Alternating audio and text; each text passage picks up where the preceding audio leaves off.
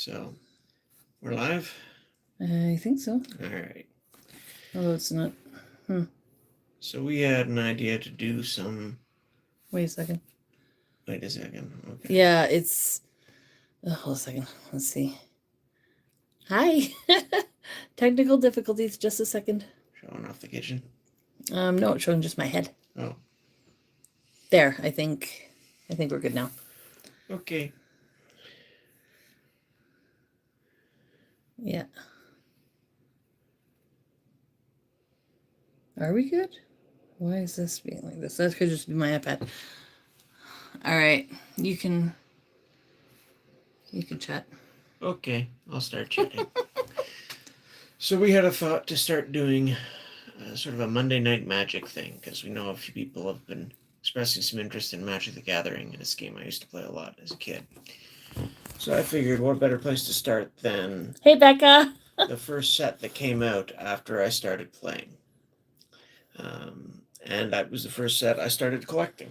So right off the bat, after my brother got into the game and I started playing with him, this was the next set they released. It's called Homelands. It's universally, back then apparently, they sold for $1.75 a pack. Sorry, I can't. Here, And sorry. you got 60 packs in a box. And that was, of course, Canadian, right? Yeah. Or is that U.S.? I don't remember if it was country specific at this time. It might have been just the US Sorry, price. Becca. I know it's really short notice. It's just Barry decided I he was seem to ready recall to them do charging $2 or $2.50 a pack. Okay. So probably that was the US price. Okay. Anyways, it's universally thought of as one of the worst sets in the game, but there are a lot of things that I rather like about it. It's it's pretty much right on the border between the early sets and when they started doing blocks, which became the standard format for quite some time after that. It was the last set to come in 8-card booster packs. I've got some old checklists here that I copied from Scry magazine to track the prices, and this one you can still see the highlights on from tracking which cards I had.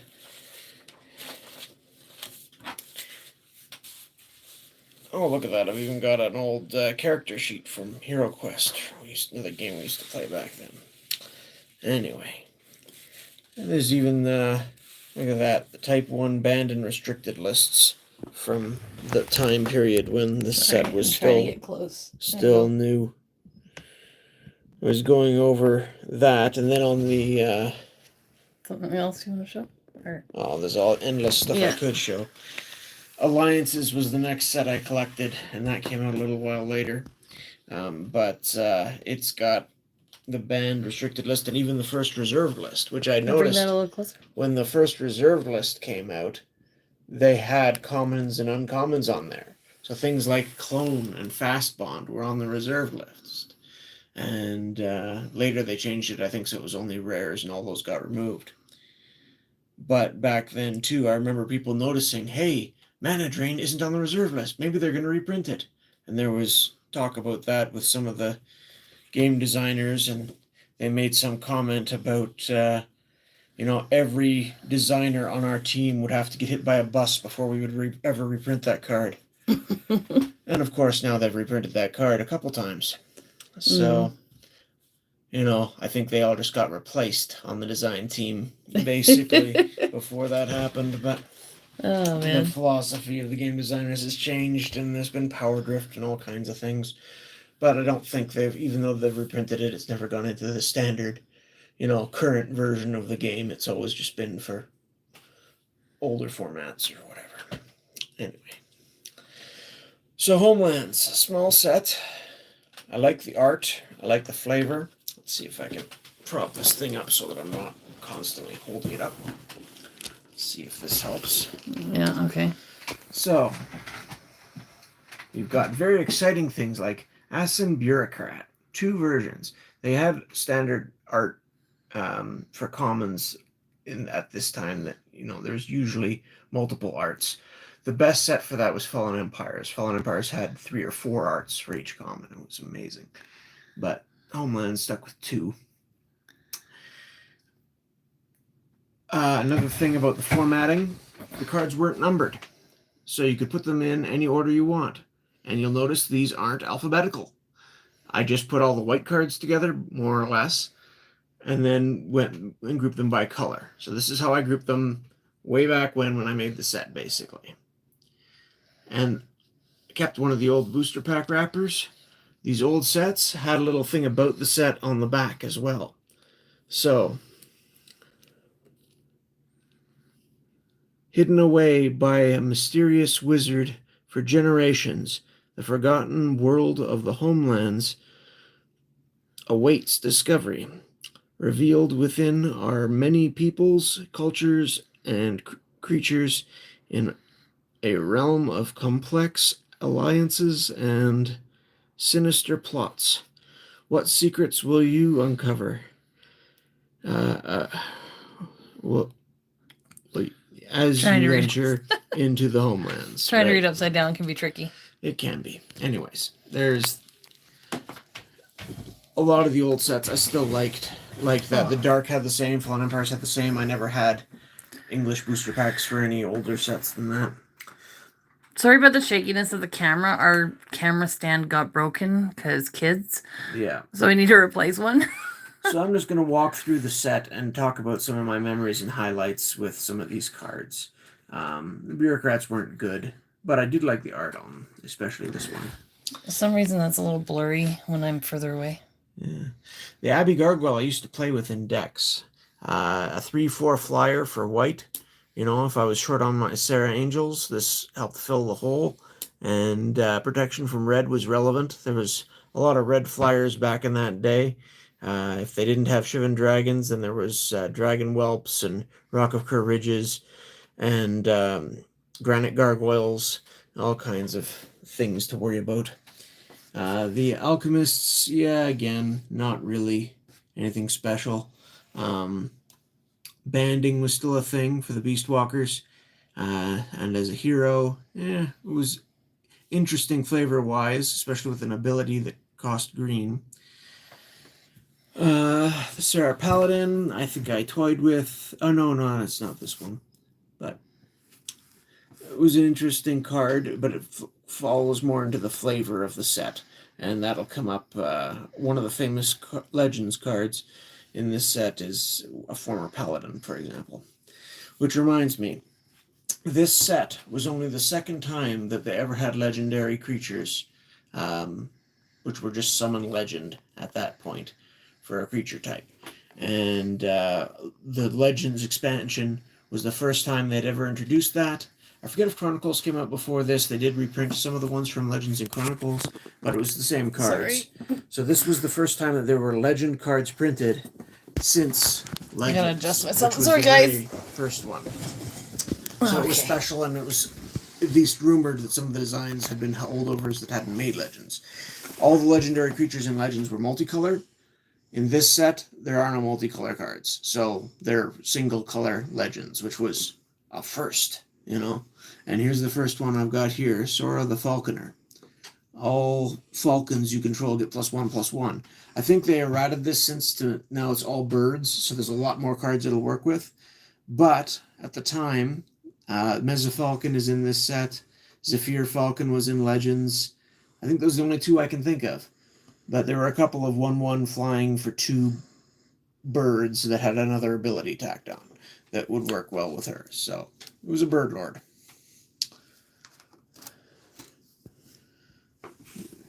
And we got Death Speakers, a 1/1 protection from black. Good for a white weenie deck, maybe. Abbey Matrons, yeah, not so great. Sarah Bestiary was good for locking up a creature, but you had to pay 2 white to keep it on the board. And so, yeah, it was annoying. And, you know, it did see a little play, but it wasn't. There were better options, generally speaking. Hanser the Abbot, another legendary creature, able to redirect damage to itself. So, and with 5 toughness, you know, it could potentially be useful. It was interesting anyway, but Rashka the Slayer saw more play. 3/3 for 5 isn't wonderful, but it can block creatures with flying and if assigned to fight something black, it turned to a 4/5. So, it was great for dealing with black flying creatures because most of them didn't get beyond. Hi, 4/4. Chris. So Chris says thoughts on Horizons, the three set about to drop. I miss the old artwork. Yeah, I miss the old artwork too. To be honest, with the exception of the Lord of the Rings set that came out last year, I really haven't paid attention to much in the way of the new. Oh, and the Secret Lair, Princess Brides. Yeah, but that's not really a set. No, proper, but I really haven't paid attention to most new Magic sets for the last 10 years. So Modern Horizons, I've heard that it's coming. I don't know anything. What was the last stuff we got? It was like we were buying some Stronghold stuff, some Ice Age. Yeah. Was Ice Age the last set that we... I got some starter decks from, I think, Mirage and Urza Saga 2. Okay. We got a couple boxes of Onslaught. I was looking for fetch lands. We got... Chris says, don't blame you at all. It's become so oversaturated. Yeah. I think Return to Ravnica was the last set that I bought boxes of before my 10-year hiatus or something like that. The fun one that we did was when we bought a couple boxes of Italian Legends. Oh, that was really fun. It was kind of crazy, but it was a little bit fun. We had to go look up the English cards to see what they were. Yeah. And of course, finding prices for Italian cards is ridiculous because most of them are not worth much at all. We probably should have kept one sealed, though, but it was just so fun to open. We should have, but oh well. Yeah, the Inquisitor didn't see much play. Trade caravans are interesting. These two... Hey, Void! How's it going? If you lined up the pictures right beside each other, it turns into one wide screen sort of art, which is kind of neat. It's slow because you got to add trade tokens, or currency tokens rather, every turn. And then every other turn, once you get 2 tokens on, you can remove one to untap a basic land. So it can, it's sort of like a mana dork, but it's slower. But it's not useless. I'm just going to turn this one this way so you can see some of the chat if you want. Fair enough. Here's those Meza Falcons I mentioned for Sora the Falconer. You can pump their defense. Oh, this is cool. Yeah, Prophecy was a neat card. It wasn't particularly good. I just like the art. Reveal the top card of your library. Yeah, it's a picture of Eisen Shade, so somebody's seeing. This is Homelands. Void asked if it was beta. This is Homelands. Yeah, this is Homelands. This came a good chunk after beta. This set didn't release till 1995, whereas beta, alpha, and unlimited released in 93. So this is 2 years later, basically. Like I said, the last set that came in 8-card booster packs, which was, made it nice to have 8-card boosters and 15-card boosters on the shelf because the 8 cards were cheaper. Ascent Highway, all white creatures gain Planeswalk. Planeswalk was a little bit unusual. This card... Thanks, Chris. Appreciate you. In a mirror match could potentially win you the game. Because if you're both sitting with a bunch of white creatures, which tend to be defensive, and you can't get through each other, and then all of a sudden you draw this, and there's a board full of creatures, you can't block any of my creatures, and they all swing, can do a lot. So Void says he knew he recognized this, but it's been years since he played or had any cards. And Chris says, ugh, Planeswalk, LOL. Yep, back before they made Planeswalkers, which are a completely different concept. Truce wasn't great. Each person got a choice between, 2 life and draw up to 2 cards. It's interesting. It could still be fun, I suppose, to play that in a big multiplayer game. Sarah Avery, creatures with flying get +1/+1 if you've got a heavy flying deck. It's neat. Leeches was the only card for a long time, unless I've missed something in my last 10 years here, that they made that could get rid of poison counters. So if you ever got poisoned by a creature, 10 poison counters can lose you the game, but this could remove a few for you. Ugh. And I don't think I'd be able to. the only card that could do that. The Ascent Crusader, power and toughness are each 2 plus the number of heroes you control. There was Benelish Hero. They'd made a new hero that was like Benelish Hero, basically, in Ice Age. And then the Beastwalkers, back from the first page, was a hero. Those are the only heroes I knew of at that time. Prophecy we already looked at. It's so pretty. I like that art. It looks really cool. The Assen Abbey is a cycle of 5 lands, and I just put the one closest to each color in each. These lands were horrible. You can tap it for a colorless mana, or you can pay 1 and tap it to get one of its main color, or 2 and tap it to get the allied colors, so blue and green for white. We're good, thanks, Senpai. Appreciate it. You're basically just a late night. Paying 2 to get 1, or paying 3 to get 1 for the allied colors. Sorry, I had to sit down. I think it was the first triple lands they ever made, but they're so bad. Oh, no problem, Alice. Appreciate you for popping in. Thank you. So much mana and resources into it. All right, let's take a look at green. Primal Order is amazing. It's still amazing in some formats. During each player's upkeep, Primal Order deals 1 damage to that player for each non-basic land he or she controls. People love non-basic lands. They can help you get multiple colors. They can give you all kinds of extra abilities. So lots of people play with lots of non-basic lands, and this card can really take them by surprise and make them hurt. So Void says, man, I had so many of these cards, but since I played the game, they surely wouldn't be gradable today. No. And so a new person came in that I haven't seen them before. Hello, Dead Ghost. He is asking, what are these cards for? So, yes, they're Magic the Gathering. I'm just going through my old Homelands set. Homelands was the first set that released after I started playing Magic the Gathering, and I started collecting it. And I collected the whole set, and I'm just going through the set and reminiscing about the cards and the days and things I enjoy about the set, even though I realize people claim it's one of the worst sets ever made. Fine. It's not a great set, but there were some fun cards and I enjoyed it at the time, and there are still some cards that are usable and people have forgotten about sometimes. So there you go. Hungry Mist. Okay, back to the cards. Paying 4 for a 6/2 was, impressive numbers at the time, but an upkeep of 2 green is not great. Chris says the addiction hits fast and hard. LOL. It can. Folk of Van Hava. Nice little flavorful 1/1. And it gets a +2 attack boost when it's blocking.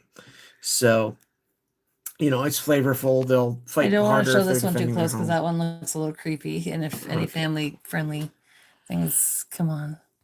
There's Spectral Bears, which is, again, 3/3 for 2 was good for a creature back then, but it's got a bit of a downside. But it's neat and flavorful.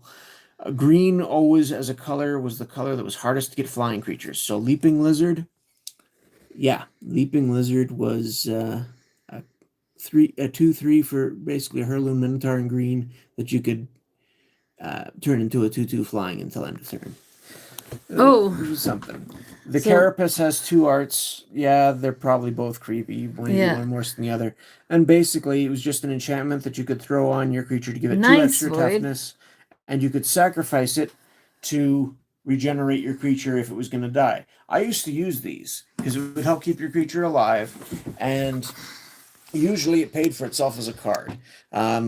It was almost a parallel to the card that came out with much later called Rancor, which was the opposite, which was an offensive one that gave 2+2 more to attack and trample, and if it went to the graveyard, you could get it back, the enchantment. So, not as good, but it was usable at the time. I used to use it to keep my Royal Assassins alive. Somebody has a question. Removing Pillow asks, do you have Lion's Eye? I assume they mean a Lion's Eye Diamond. That was from a completely different set called Mirage. I think I do have one somewhere.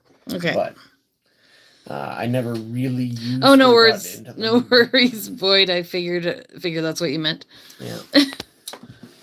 This card was a little bit freaky too. The Roizen Badger, which is playing with some bones. Okay. Yeah. It could be creepier. Roots could lock down a creature. Root Spider. Not a great creature, but, a little bit of flavor in that if assigned as a blocker, it could get first strike and an extra attack. So, if people weren't paying attention to its abilities, maybe you could trick someone. I loved Joven's Ferrets. They were fun. I like ferrets. It's a 1/1 for 1, and if declared as an attacker, it gets +2 to its defense, so it becomes a 1/3 until end of turn. And then any creatures that blocked it have to tap, and those creatures won't untap on the next turn. So basically, the creatures that block it get tied up looking for it because it's running all over the place and they're having trouble finding it, basically. We really, really need to get a new stand. And have a constable was decent at the time because for 3 mana, 2 and 1 plus star, where star equals the total number of green creatures you can in play.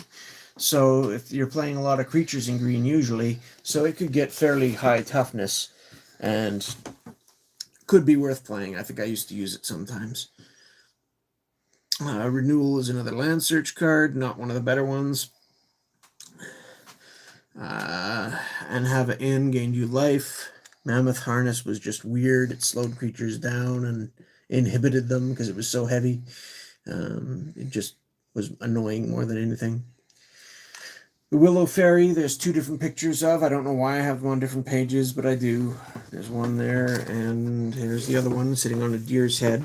Aw, it's cute. They are kind of cute, and it was just a 1/2 flying for 2, which again, green sometimes struggled to get flyers, but you could also get Scribe Sprites, which was a 1/1 flying for 1, so they weren't really all that useful, generally speaking.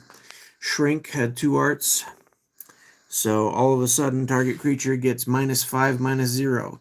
So it's still just a stuff to kill, but it couldn't do very much in the way of damage, so you know, it would be an interesting surprise, but again, there are better cards. Daughter of Autumn, we're up to another legendary creature. This one had an ability that's off color again, so it's a white to use that. And again, it's a redirect damage type ability. It wasn't that great. Void says Autumn Willow used to be a pricey card. Yeah, Autumn Willow was sought after for a while because it was one of the first ones that could not be the target of spells or effects. So it was hard for your opponent to get rid of. And it had the added bonus that you could pay a green and let a player target it.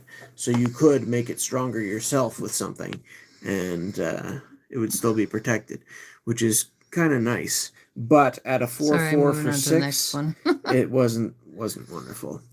Yeah, it destroyed my black-blue decks, he says. Yeah. Fairy Noble was another creature that helped just certain creature types.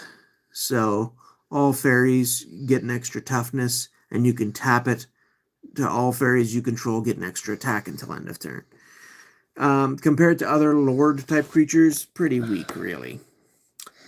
Sorry, the but focus is bad. There we go. Yeah. And then the Willow Priestess down here. Take a fairy from your hand and put it directly into play by tapping it.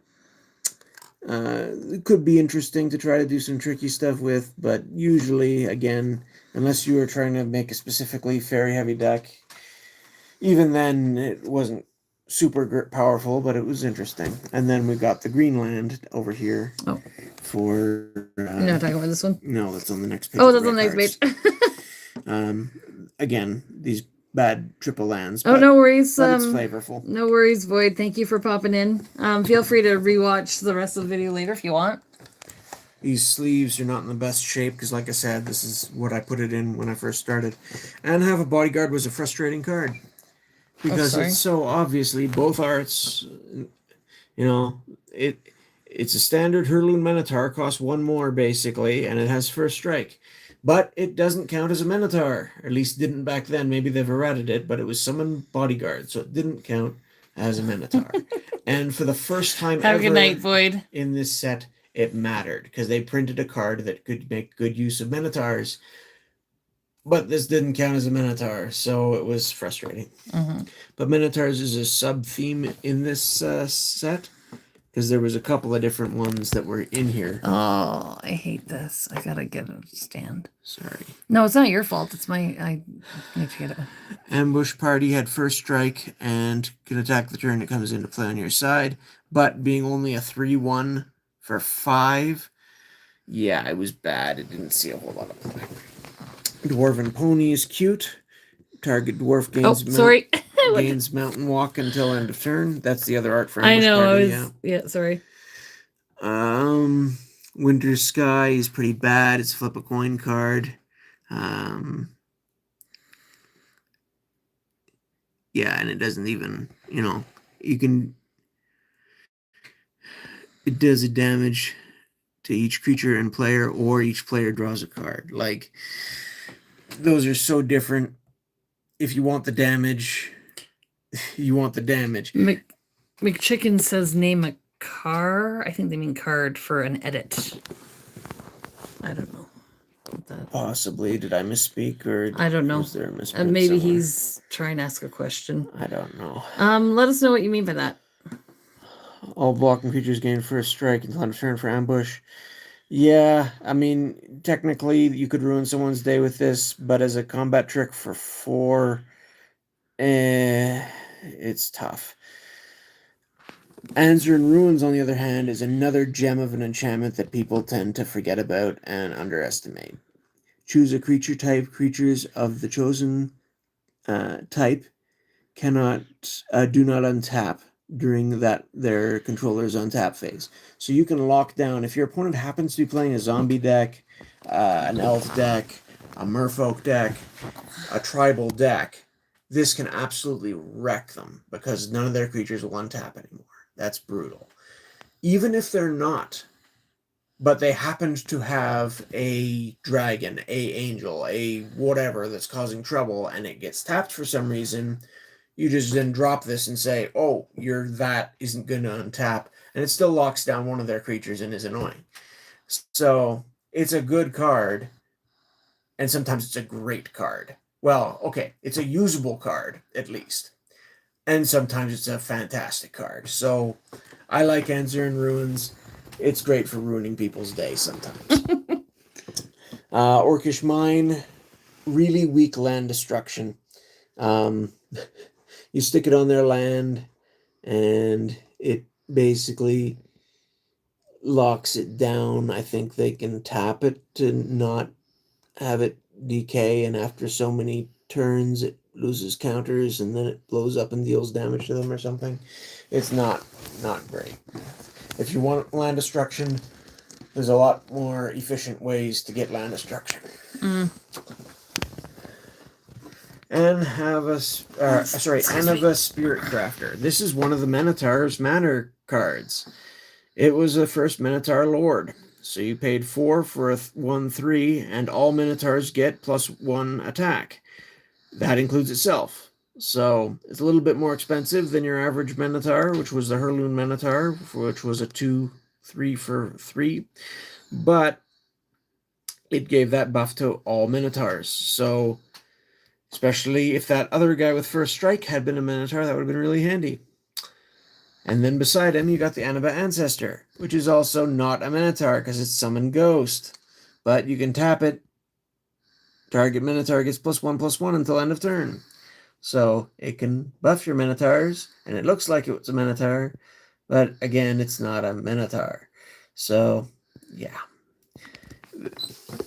Irritation. But with this set released, you could actually consider making a Minotaur deck if you had some Minotaurs from the previous sets, and there are a couple of Minotaurs in the set that are decent, including the Spirit Crafter. So there's that.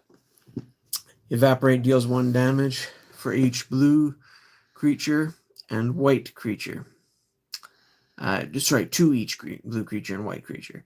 So again, this is sort of color hate for opposing colors. It's not super strong, but depending what's on the board, maybe it could be, nobody used this. Who am I kidding? Chandler, a legendary creature, a thief. I think these next 3 are all thieves. But Chandler here, you could use a 5 for a 3/3, and you could pay 3 red and tap it to destroy target artifact. Artifact creature. So, yeah, it could blow up artifact creatures. There was a couple of artifact creatures around that got used. I remember Dancing Scimitar was annoying. I remember some people liked Brass Man. I remember Some people did tricks with ornithopters or other artifact creatures, but it's expensive, but it's flavorful and it's nice. Of these three, the second one here, Aeron the Relentless, this one was actually usable at the time. Doesn't look like anything special today, I'm sure, but back at the time, being able to play a creature that could attack on the turn it comes into play, so haste, before they had haste as a keyword, and you could pay 3 to regenerate him. So if he died, if I've got 3 red, I can keep him around. The biggest thing, though, was the surprise factor. If they're not expecting it, being able to attack the turn it comes into play, paying 5 for a 5/2, and just swinging in if it's an opening, you could get some damage in with this guy. And then, if they didn't kill it right away, once you untapped your 5, you probably had the 3 to regenerate it if it got into a fight the next turn. So, this guy could be really annoying. And it was generally, one of the cards in here that saw play. Joven, similar to Chandler, 3/3 for 5, and tap to destroy target non-creature artifact. So basically the other half of Chandler and Joven, one destroyed creature artifacts, the other destroyed not creature artifacts. Again, depending on what was on the board, you wanted to get rid of an icy manipulator, you wanted to get rid of, any number of things. Joven could do it for you. I've seen people use them occasionally, but they're pretty rare. They're not great cards, but not useless and at least interesting. Retribution. Oh, these saw some play between my brother and I, at least. I don't know about other people. Choose 2 creatures, target controlled by an opponent. Bury one, and the other one put a -1/-1 counter on the other one. That opponent chooses which creature is buried. So they've got 2. If it's 2 copies of the same creature, then it doesn't really matter. One of them dies, the other one shrinks. 2 different creatures of different sizes. Probably the small one's going to die and the big one's going to get smaller. But usually it was good because it would kill something if they had more than one creature in play, and have a little bonus for hating the other. So, again, by today's standards, not the best removal spell by any means, but not useless, and we did use it. So it was fun. Then we've got 2 different versions of Aliban's Tower. Target blocking creature gets +3/+1 until end of turn. Yeah, it could make a blocker annoying, and it was, an unexpected combat trick. But, yeah, it was only for blocking creatures, so it's very situational and not the best. You'd be better with a giant growth, which does more and can be used in more ways. So, yeah. This is probably the second best Minotaur they added to this set, at least for red. Anova Shaman. You can pay a red and tap it to have it deal a damage to target creature or player. So the good old Prodigal Sorcerer from blue found a counterpart in red that was a little bit more expensive, a little bit bigger, and you had to pay to do the ability, but being able to do a damage to any target can be quite useful. And again, with these 2 cards, if you line them up right next to each other, the art for the lightning bolt and this little dotted line up, and it makes sort of a wider picture with the 2. You got Dwarven Traders, just a 1/1 dwarf for 1. There's 2 arts on that as well. And then you've got the Dwarven Sea Clan.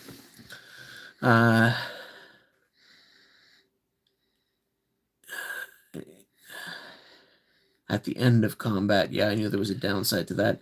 So you can tap it to deal 2 damage to target attacking or blocking creature. Use this ability only if that creature's controller controls islands. Yeah. Price Johnson asks if you play board games or just MTG. Oh, I love board games too, but I don't play them. Well, I don't play anything that much anymore, to tell you the truth. But there was a lot of board games, like I showed that card, Hero Quest. I used to love playing that. I've tried playing with the kids a couple times. We've gotten about 4 missions into the main quest. So maybe we'll pull out that and do that again in the near future here, now that the school's getting close to wrapping up. We'll see. But I always used to love Risk too. When I got a little bit older, Robo Rally, there's a up to 5 player cooperative Lord of the Rings game, which I think is great. What are some other board games I like? I mean, I played the classics We played too. Catan. Monopoly. Oh yeah, Settlers of Catan is There's fun. a Bean Boozled that we played a while ago. That's more of a card game too, in a way, but Well, yeah, I guess. yeah. We like Yahtzee. There's Iron Claw Curse is bad. Okay, we're gonna not focus on that too much. It's yeah, kind of creepy. but I do love board games. Yeah. Heart Wolf is interesting for me, just because this was the last card I needed to finish this set, so it took me a long time to find it. Price says play Gloomhaven. I don't know. I think I might have heard of that, but I don't know anything about it. Again, Cushion Keep is the really bad triple land, but this one's for red. You know, that's that blue one's on the next page. Yes, the blue one's on the next page. First strike and target dwarf gains first strike and gets +2 attack until end of turn. If that dwarf leaves play, bury Heart Wolf. Yeah, so basically you can give the dwarf an attack buff by letting him ride it. Missing cards? Weird. Are you missing a card here? No, I'm not. I've got the full set for this. It's just, this is where I ran out of red cards, and I threw in the one other, and then I decided to skip a page to start my new color. So, blue. All right, little shaky again. I'm sorry. Blue also got a Minotaur. Labyrinth Minotaur, and there's 2 different arts. And this one is a 1/4 creature, and creatures assigned to creatures that it blocks. The wording is a little bit, it takes some getting used to. Do not untap during their controller's next untap phase. So if you attack me, I block with this guy. Whatever happens in the combat, your creature's not going to untap next turn. So, you know, they'll send you on a goose chase, sort of like the ferrets did, which is interesting. I liked this art better, but they're both neat. Giant Albatross. I liked when I was in high school, we learned about the Rime of the Ancient Mariner, and the albatross plays a role in that. So I like this. Again, 2 arts. Not a great card. Yeah, not a great card, but it was kind of neat and flavorful. Is something riding that bird? There's a saddle on it. Oh, okay, cool. Majarin, giant sea monster trying to eat a whale. Cost 7 for an 8/8. It's got some downsides. It does have an ability that you can pay 2 blue, give it -1 attack till end of turn to deal 1 damage to target attacking creature without flying. So, you know, that can be troublesome, but all its other downsides, again, it's not the best. It's not the absolute worst of all the big sea monsters they made in those early days, but it's not great. When the set first came out, I remember Aether Storm was, people were excited about this, because you drop the enchantment and no summon spells can be cast. People can't play creatures. Great. Problem is, any player can pay 4 life to get rid of it at any time. So really, most of the time, someone's just going to pay the 4 life, and it's going to be gone as soon as it's starting to become relevant. So unless you're already really ahead in life, it really doesn't do a whole lot majority of the time. Forget, target player chooses and discards 2 cards from their hand. That player does not have enough cards, then his entire hand is discarded. Then the player draws as many cards as he or she just discarded this way. So it makes them cycle some cards out of their hand for some fresh ones. It's not great. I mean, it can be disruptive, but it's not great. Yeah, I don't have a whole lot more to say about that one. Here's an Enchant World. These were still fairly rare as well. Something else that was introduced in Legends. And this one, Mystic Decree. It almost looks like it's got a puppy face. Oh, maybe, kinda. All creatures... Does that look like a puppy face? Kinda. All creatures lose Flying and Island Walk. Now, you're playing blue if you're playing this card, so Island Walk could be annoying if people have it against you, and Flying is a fairly common ability. This, I remember, would be particularly relevant if you're also playing white, to go with something like Moat, where only flying creatures could attack you, but this would also hobble your ability to attack, I believe. Ooh, looks neat.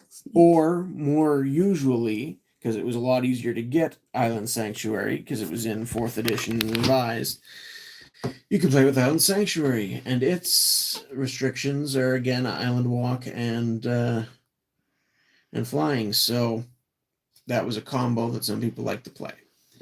Then you got the dual dwarf wizard here, which doesn't count as a dwarf or a wizard because it's just summon legend. The dragon looks cool. Yeah. And it can tap to deal 2 damage to target creature or player, and then does not untap on the next turn. So every other turn, you can tap it for 2, instead of something like a Prodigal Sorcerer, which you could tap for 1 to any target every turn. Probably not as good overall, but, you know, being able to tap for 2 at once is kind of nice. I'm just going to come a little closer. There we go. Sea Troll. It can regenerate, which is annoying, but you can only use this ability during a turn in which Sea Troll blocked a blue creature. Sounds kind of creepy looking. Or a blue creature blocked Sea Troll. So in blue versus blue, Sea Troll could be annoying. Otherwise, it's just a 2/1 for 3, which is you can do better. Sea Sprite. Flying and protection from red on a 1/1 for 2. Again, blue doesn't have as much trouble finding flying creatures, but the protection from red could be nice. So it was interesting. Jinx, target land becomes the basic land type of your choice until end of turn. Draw a card at the beginning of the next turn's upkeep.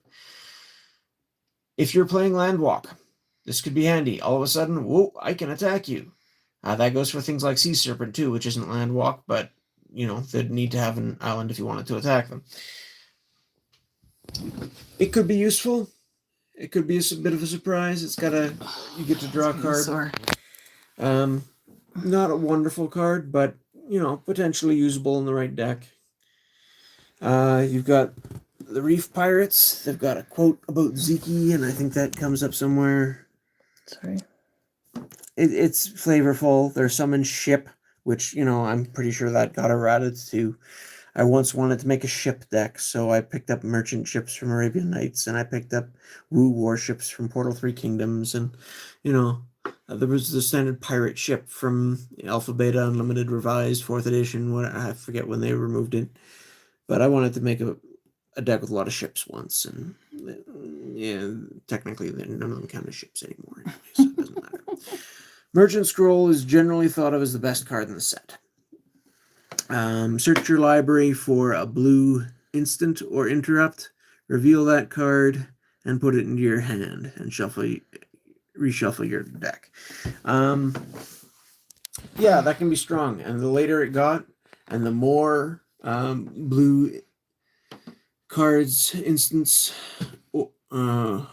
yeah, it's just instants or interrupts, which is both instant now, but the more blue instants they made, the better it got.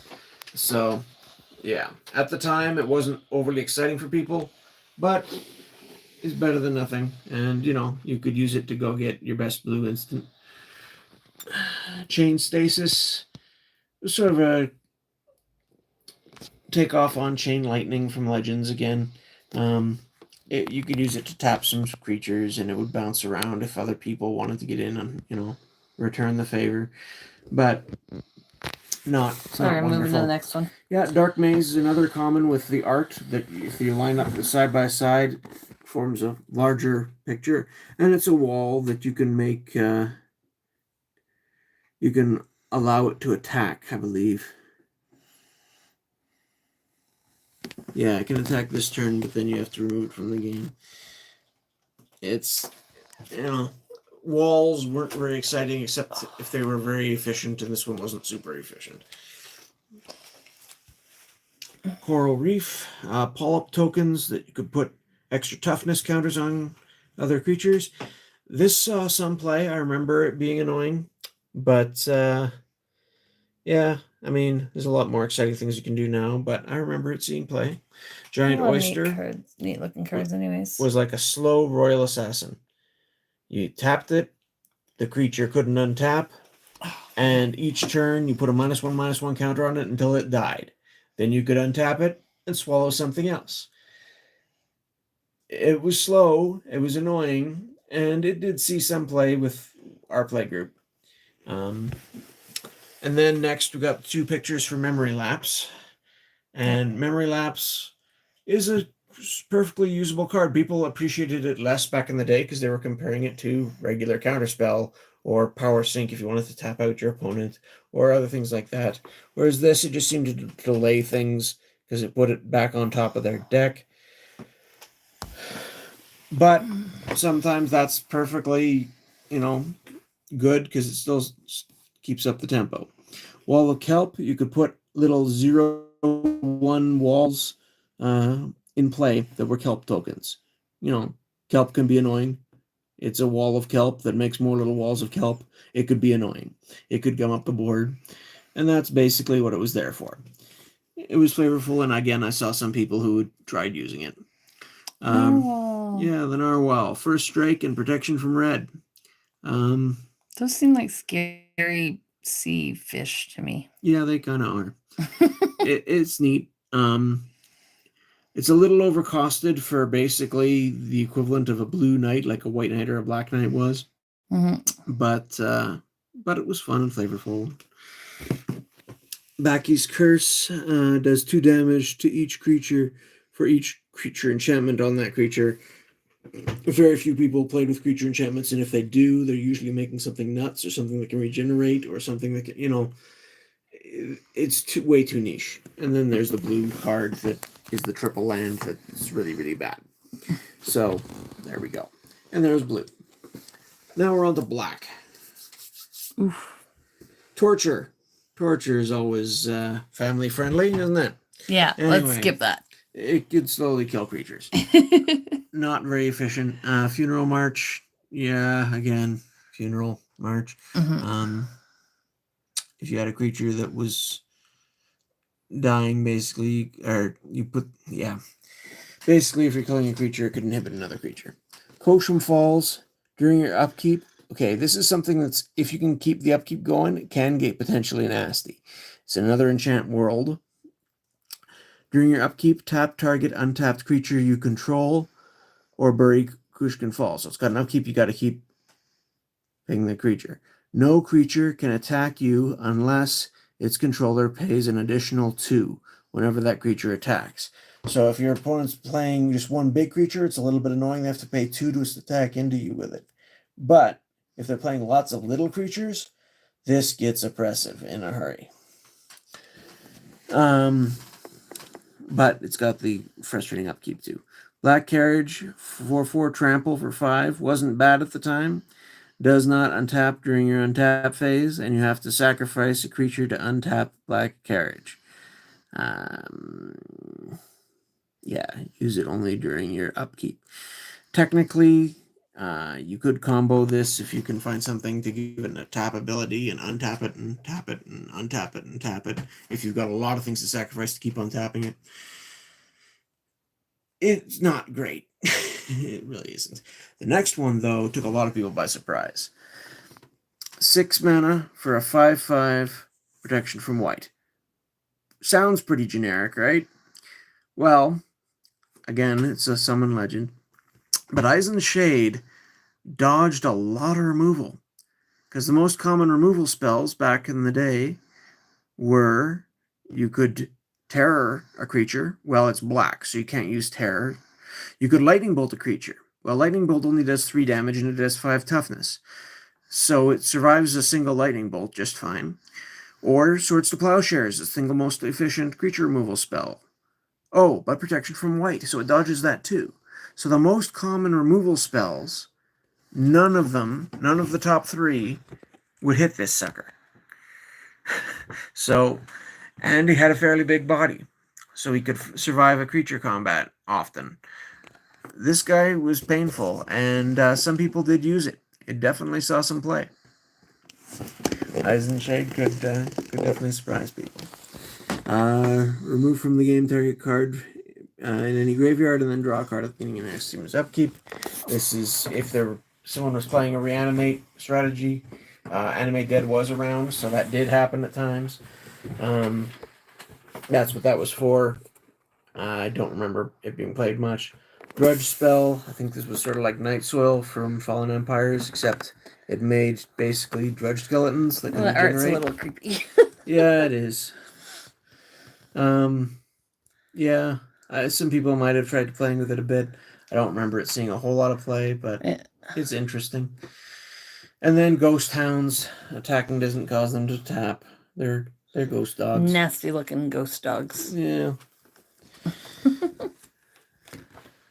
Oh, you got something on the back there? I do. This was from M12. This was years later. I threw it on there just because it's a quote from the Baron Singir, who was the big chase, one of the big chase legends in this set. He wasn't great because they unfortunately costed him way too high. But yeah, you may gain 5 life, shuffle this into your graveyard. Sorry. It's okay. It's probably not a big deal. It doesn't really matter. It was just, I think I did this with my Fallen Empires set too. Someone like they've made a card that was directly related to Fallen Empires, so I threw it in with the set as well. But yeah, it's not part of the set. It came much later. If anybody wants to see a close-up of a specific card, just let me know. I'm just going to hold it like this for now. Cemetery Gates, 2 arts again. It's just a wall for 3/05 protection from black. Particularly good at stopping black creatures, but it's a wall. They didn't see a whole lot of play. It could be useful with something like Pestilence, because it's got protection from black, and Pestilence keeps dealing damage to all creatures, except it's prevented because it's from black, so this would always stay in play if you want to keep Pestilencing forever. In theory. I'm trying to show cards, but it's really hard, and focusing is... Yeah, Greater Werewolf was a creepy looking one. Yes, it's a werewolf. Let's look at the next one. Lesser Werewolf was a card from Legends, so again, this was a counterpart to it. Irene Singir, Summon Legend. So they never didn't have creature types, which was annoying because a lot of them are meant to work with certain things. But Irene Singir, white enchantments and green enchantments each cost 2 more to cast. That could be really annoying if you're depending on the opponent and what they're playing. But it's pretty niche, so most of the time it's nothing too special.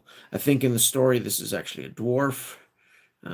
They've all got flavor text, and the story is actually decent if you go and read through them all. Eisenshade, like I said, was a Sarah's Paladin from the first couple pages, and he got tricked into his cursed life by the Baron Singir and hates him. There's a whole backstory there between the different thieves and the red, all the rest of it. But here's the Baron. He's the big card from the set that was the chase.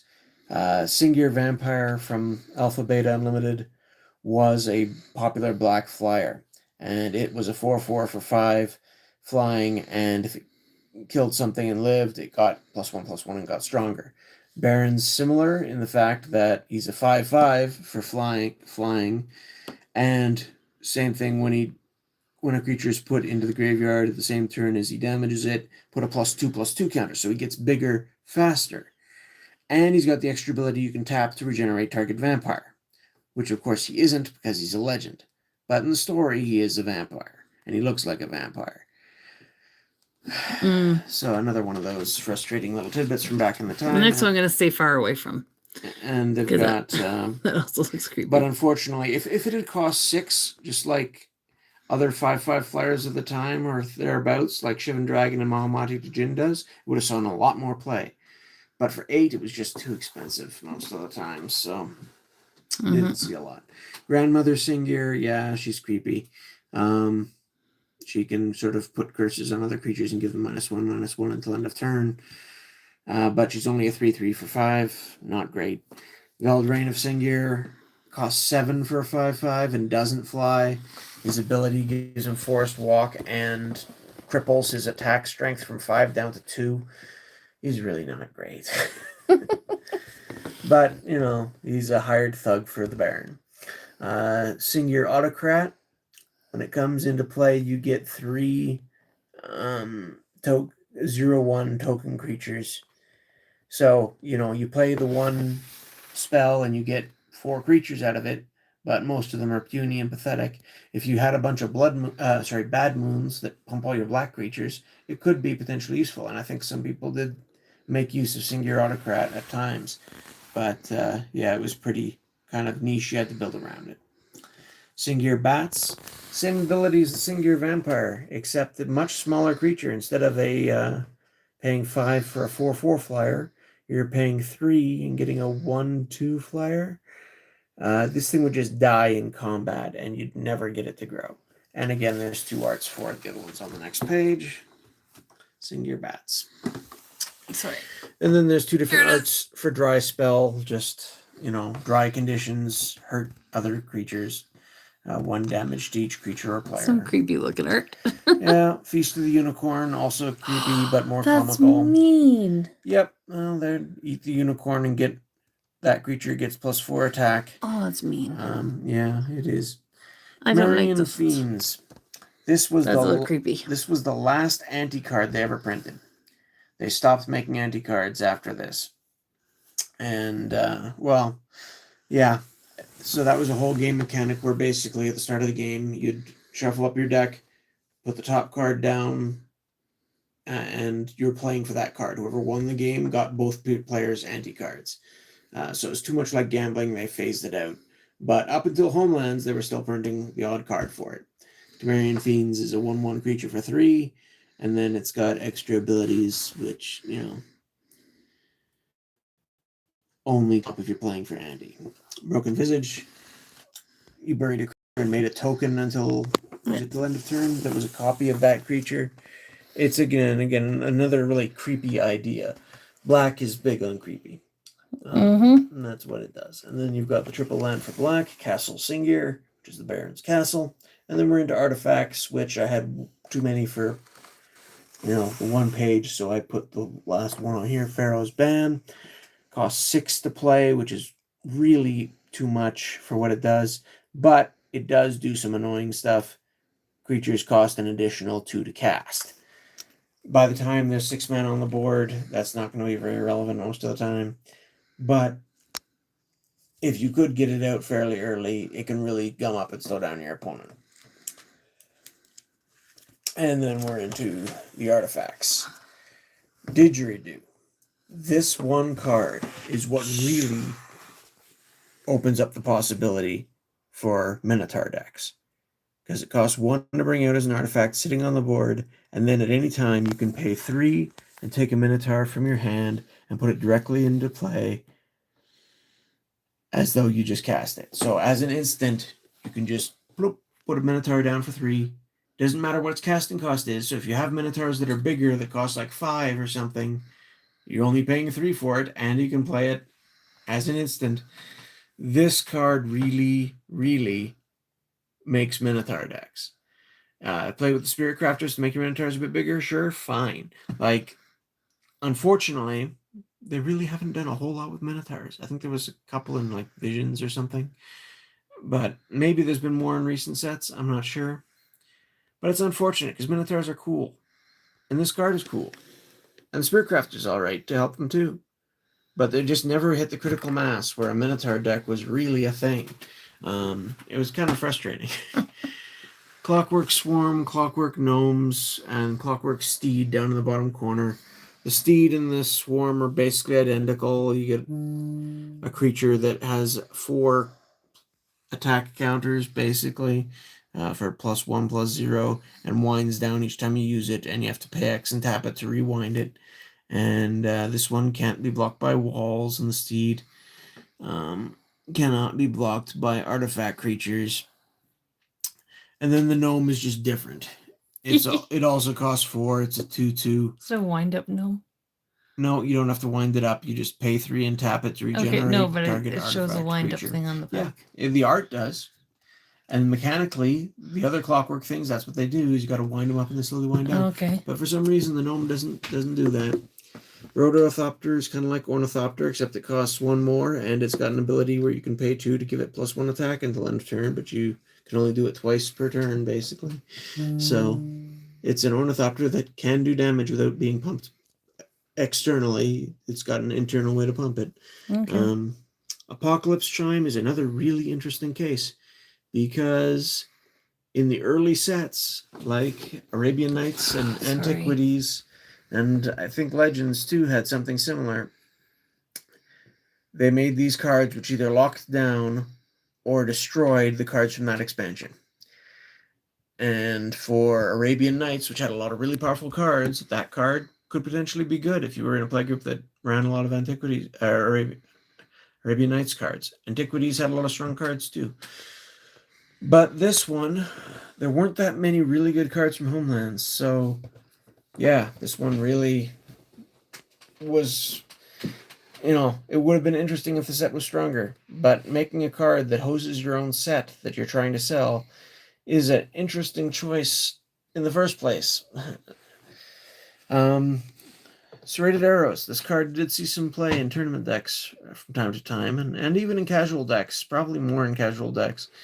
It got 3 counters on it, and you can tap it to give a creature -1/-1 by removing a counter, and once all the counters are gone, it dies, basically. This was great for getting rid of Pump Knights, or something like Savannah Lions, or things with 1 toughness, basically. You can just off little creatures 3 times. If you got good targets, you could get 3 cards worth of effect out of this for 1 card.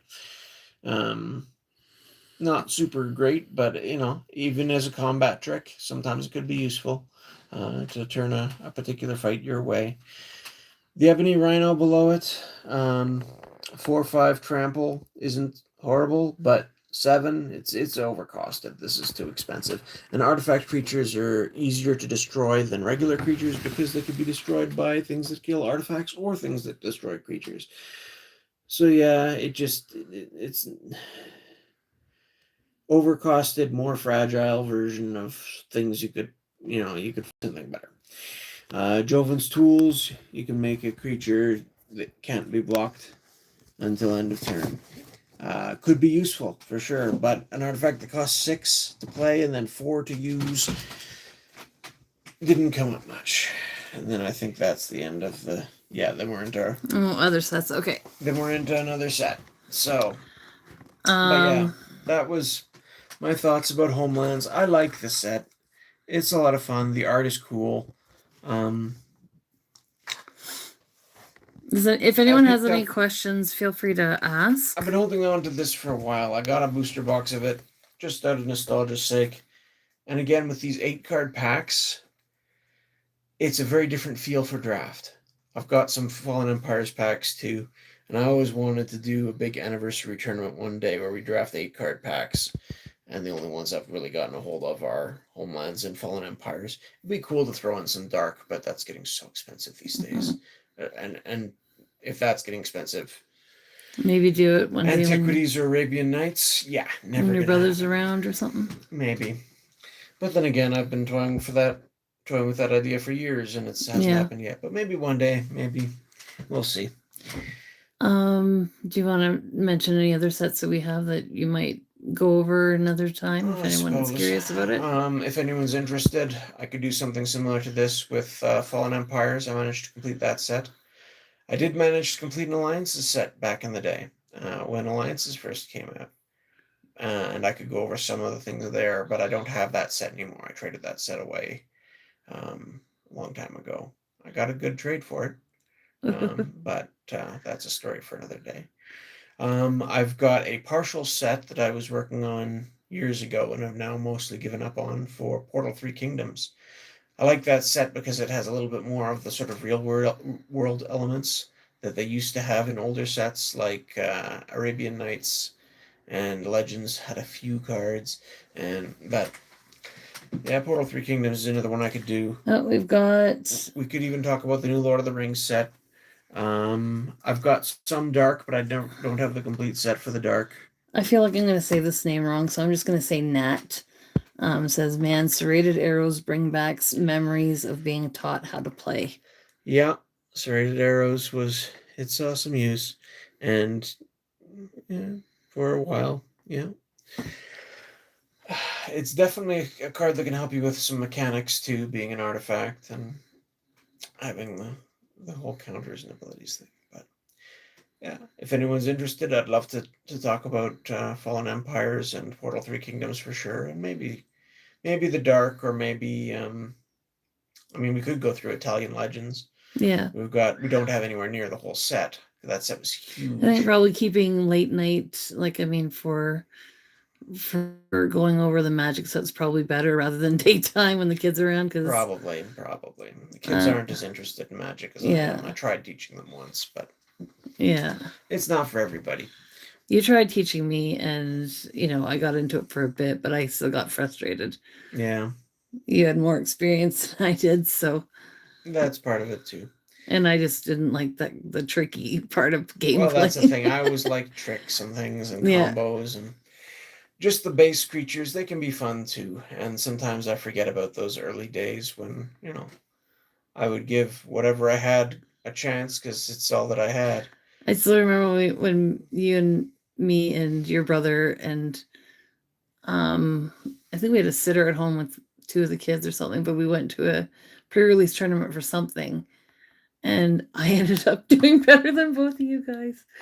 I don't know how that happened, but it was fun. It was fun. But yeah, pre-release tournaments are fun because everyone's more or less on a even playing field. It's cards nobody's seen before. Everybody's stuck with whatever they get in their packs. I remember pulling a really amazing card at the time that ended up winning me a game or two. That can be helpful for sure as well. So I can't remember what that card was. Was it some kind of angel or something? It might have been. I can't remember. Yeah. But I've got some of these old Scry magazines too. That these are photocopies from and things. So I got a pile of Scry magazines. That could be fun to go over through. Some of the old ones too. They had some interesting articles and information in them. But yeah, this is mainly just memories from Magic in the 90s. So. Oh wow. Okay, I've got the chat stopped on here on the phone, but on the iPad it's we're slow. Missing people's messages, were we? Oh no, well the one from Nat was just a little short. Like it didn't show up on the phone, but it showed up on here. So yeah, I think we're good. But yeah. So if there's interest, leave a comment, let us know, and maybe we'll try another set or two over the next couple weeks here. And yeah, well, except for when you're working or something like that. There's always those considerations, unfortunately. Unless no, because if we did a premiere video for a Monday night and you were working, I wouldn't be able to answer questions.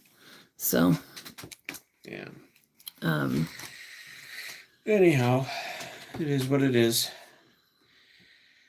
Trying to think what else.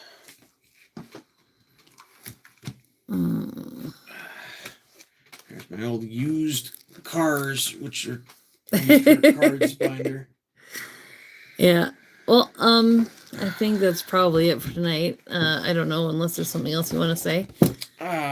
No, I think that'll do for one night. And like I say, there's other topics we might get into other times, or I don't know. Maybe go over. Yeah, if there is anything anyone wants to see us open, or even if it's not Magic, because we do Pokemon too, and we have done some Lorcana. But for Magic, Barry's the expert on that one. I'm more into the Pokemon side of things. Well, an expert that's 10 years out of date. Well, for the older stuff, yes, you're more of an expert for the older stuff. Even there, my play group, I wasn't one of the first people who got into Magic in our area, but the people who did get into it before me, the oldest sets that people commonly had cards from were revised in the dark. So anything before that, there were very few and far between in our area. So that was one element to it. We had a little collectible card store that was local that we used to gather at and play, or we used to meet at lunchtime at high school or other things, or after school with friends. It was a fun play group. My brother had a group of kids his age that played, and I knew a few people in my grade that played, and between the two. Sometimes there'd be crossover, but usually it was mostly one group or the other group. And we had fun. It was a neat time. Mm-hmm. The store initially had been a sports card store, and then one of the people who was working there as an assistant started bringing in the collectible card games, Magic and Star Wars and Star Trek, and a couple of others a little bit. Pokemon eventually. And eventually he took over the store and ran it for a while, but the last set I remember drafting there was 7th edition. Price is asking for you to show them another collection. I'm glad to do that, but probably not tonight. Yeah, it's after midnight here, and we got to get the kids up to school. I've had a long day at work, and we got to get up. But I do hope to go through and do some more. Like I say, I'll probably do Fallen Empires next, but I'd like to do Portal 3 Kingdoms. I don't have a full set, but there's a lot there. It's just very flavorful and fun. Maybe the Dark, maybe the new Lord of the Rings set. We could try this again next Monday, if we don't have anything come up, but yeah, maybe. Yeah. Anyway, if you enjoyed this, I hope you'll come back and check out another one. And thanks for stopping in and watching. Thanks for stopping in for sure. We appreciate you all, and something a little different from our usual Pokemon pack openings. And, it's cheaper to share memories than it is to share pack openings, if nothing else. But it's so much fun to open packs. It can be fun to open packs. All right. Well, thank you everybody for watching. We appreciate you. And I apologize for my not so great videoing tonight. We're going to work on some things, but thanks for hanging out. We could do some little dancing, and I could sing you a song. That'll scare everyone away before we leave. All right. Well, have a good night, everyone. We appreciate you and hope to catch you soon. Yeah. Bye for now. Bye for now.